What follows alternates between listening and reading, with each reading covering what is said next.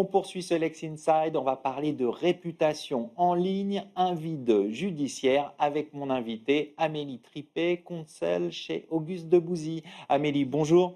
Bonjour Arnaud.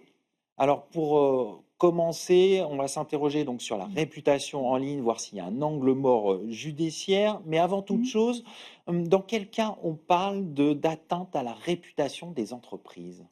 Le principe, c'est la liberté d'expression, c'est-à-dire le droit d'exprimer des critiques négatives, de dire des choses fausses. Par exception, la diffamation sanctionne les propos qui visent une entreprise, qui lui imputent d'avoir commis un fait, c'est-à-dire un fait suffisamment précis pour faire l'objet d'un débat sur la preuve, est-ce que c'est vrai, est-ce que ce n'est pas vrai, et qui porte atteinte à la réputation de l'entreprise, c'est-à-dire de manière typique d'avoir commis des manquements contractuels, d'avoir violé certaines obligations légales, voire même d'avoir commis des infractions pénales.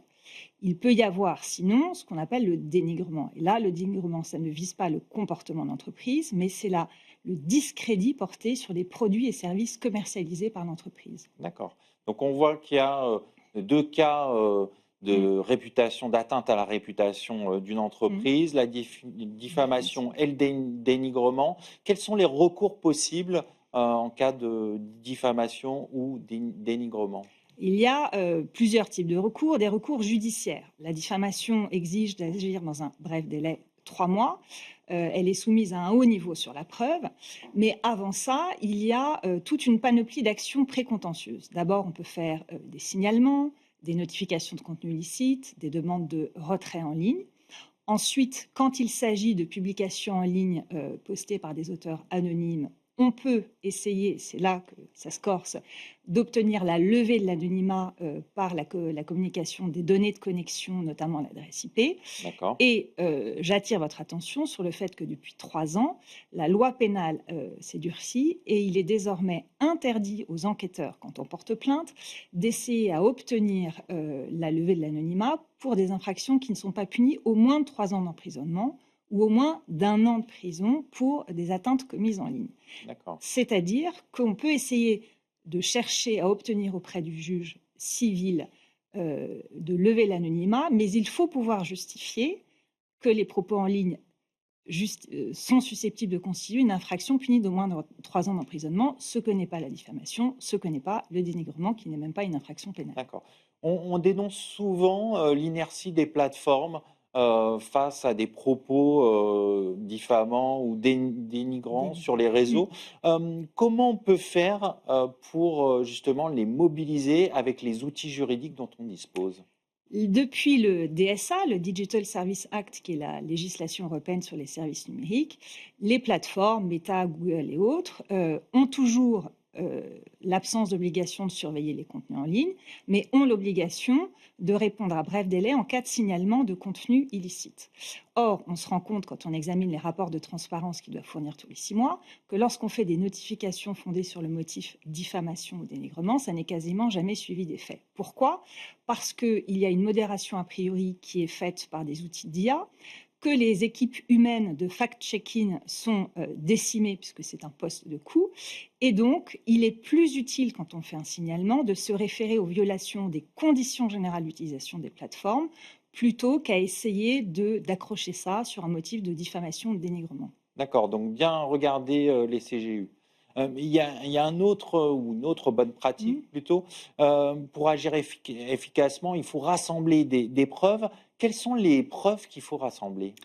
Il y a d'abord les preuves de l'atteinte. Alors évidemment, on ne peut pas faire des constats d'huissier à chaque fois, mais il faut privilégier des bonnes captures d'écran par un outil qui est très simple, c'est l'impression PDF, de manière à être sûr d'avoir le lien URL de mise à disposition, l'auteur du message et la date à laquelle le message est accessible. Et ça permet notamment de prouver le dommage. Et quand on arrive à rassembler des preuves suffisantes de dommage, on peut essayer de saisir le juge pour demander le retrait en ligne des contenus manifestement illicites. Donc vous conseillez de rassembler le maximum de Maximum preuves de et preuves de sur bien le dommage. tracer, avoir les PDF, les URL, tout bien tracé pour Voilà. effectivement avoir des preuves qu'on peut produire. Des preuves de l'atteinte et des preuves du dommage, c'est-à-dire des répercussions pour l'entreprise, des emails de clients mécontents, des emails de fournisseurs ou de parties prenantes qui se plaignent de l'incident qui a été révélé publiquement. Ça, c'est très important. Alors, on va aborder un autre point qui est Mmh. important, c'est la stratégie à adopter pour les Mmh. entreprises. Concrètement, qu'est-ce qu'elles peuvent faire pour protéger leur réputation en ligne? La clé, c'est d'anticiper. Quand on a d'abord, je conseille à nos clients de revoir tous leurs contrats, de revoir les clauses, de non-dénigrement, de non-diffamation, de voir si on peut se fonder sur un intuitu personné, fort pour rompre le contrat, en cas de survenance d'un incident qui est extérieur aux parties. Et puis ensuite, pour chaque entreprise, se poser la question de préparer des éléments de langage en cas d'atteinte à la réputation. C'est-à-dire des éléments qu'on puisse justifier par une base factuelle suffisante pour qu'on puisse réagir le plus vite possible le jour où l'entreprise est confrontée à une crise. Vous pouvez donner des exemples? Par exemple, il faut identifier quelles sont, dans le secteur d'activité de l'entreprise, quelles sont les thématiques susceptibles de l'exposer.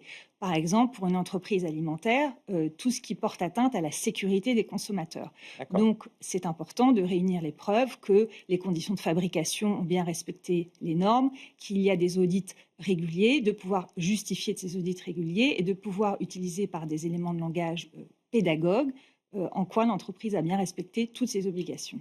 Est-ce qu'il n'y a pas aussi une culture d'entreprise à, justement, à sensibiliser, Mmh. déjà ses propres salariés, à la réputation, en ligne? On sait que Mmh. souvent, c'est quand le salarié est mécontent, quitte l'entreprise, c'est là peut-être qu'il va avoir des propos qui dénigrent son ancienne entreprise. Tout à fait. Ça, c'est un cas de figure, très fréquent, c'est-à-dire que l'entreprise est victime du mécontentement d'un ancien salarié, voire même d'une instrumentalisation d'un concurrent, hein. L'impunité, la relative impunité des auteurs anonymes en ligne devient maintenant un instrument de concurrence déloyale. On a déjà assisté, par exemple, à des lancements de produits sur des plateformes qui ont été sabotés par des concurrents, par des multiplications de commentaires, négatifs et chaque entreprise doit pouvoir mettre en place très rapidement une cellule de stratégie de réponse à la crise, donc mobiliser la direction de la communication, la direction juridique, la direction opérationnelle qui est en mesure de fournir les éléments de réponse dûment justifiés sur les thématiques sensibles de l'entreprise, et surtout ne pas perdre de temps en se sentant victime d'une injustice et en pensant que dès qu'on va rétablir la vérité, la crise sera passée.